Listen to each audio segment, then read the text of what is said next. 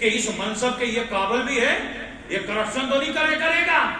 ایک عورت آئی, قبیلہ خزیمہ کی غالباً کوئی عورت تھی, اس نے آ کر شکوہ کیا حضرت علی سے. عرض کرتی ہے جو امیر بنایا ہے نا, جو امال ہے, امال شریعت میں کہتے ہیں جو صدقات خیرات اور عشر کے مال اکٹھے کرتے تھے. جیسے ہمارے ہاں زکوٰۃ عشر کی کمیٹیاں ہوتی ہیں, پتہ نہیں کمیٹیاں بنی ہیں, مال کتنے گئے. اس صورت میں یہ آقا علیہ السلام نے کمیٹیاں بنائی تھیں.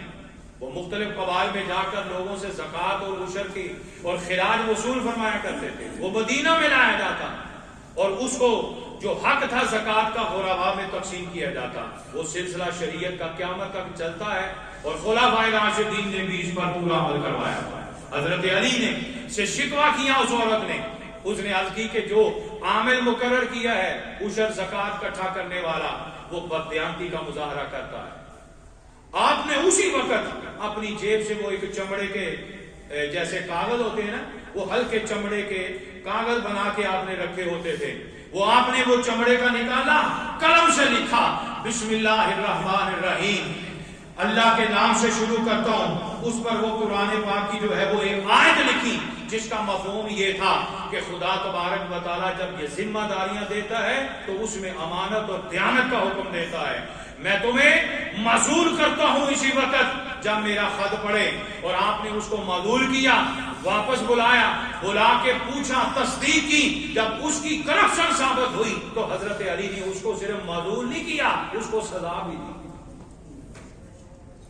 اس کو کیا دی؟ سزا دی.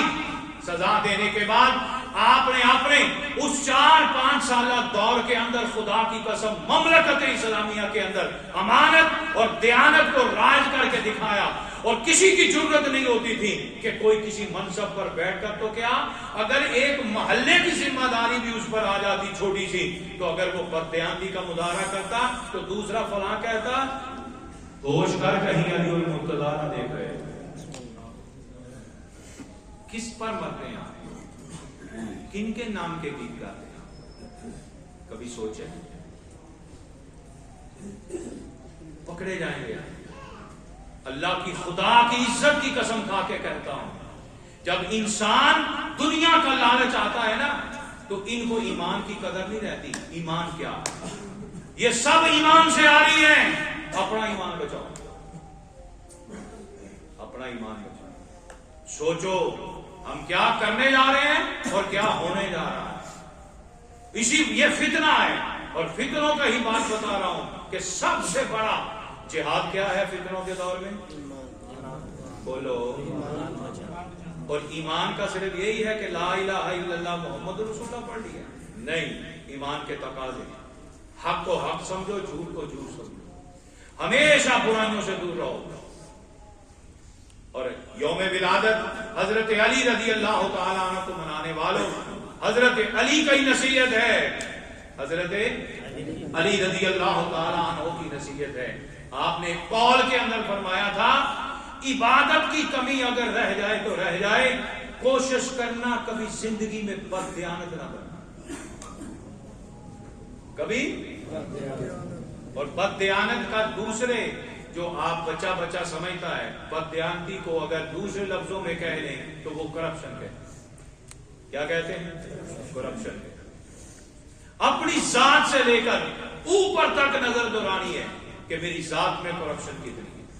جو ذمہ داری دی ہے اس ذمہ داری کو صحیح طریقے سے ادا کریں. آخری جملہ سن لیں جو میں نے تربیت کی کہی ہے, لا الہ الا اللہ محمد رسول اللہ. میں درد دل سے کہہ رہا ہوں, اور یہ بات میں نے بڑی سسکتی آواز سے کہی تھی. خدا نے کس زمانے میں پیدا کیا اور ڈیوٹیاں کیسی لگا دی. آج لوگوں کو دین دینے کے لیے منتیں کرنا پڑ رہی, دین دینے کے لیے ترلے کرنا پڑتے ہیں, ترلے کرنا پڑ رہے ہیں. کچھ نہیں بگڑے گا. بگڑنا تو تب ہے جب آنکھ بند ہوگی. یہاں کچھ دیکھنے کے لیے آنکھ کھولنا پڑتی ہے. دکھاؤ. قبر میں اس وقت دکھانا جانا ہے جب دنیا کی آنکھ بند ہو جائے. سمجھا گئی؟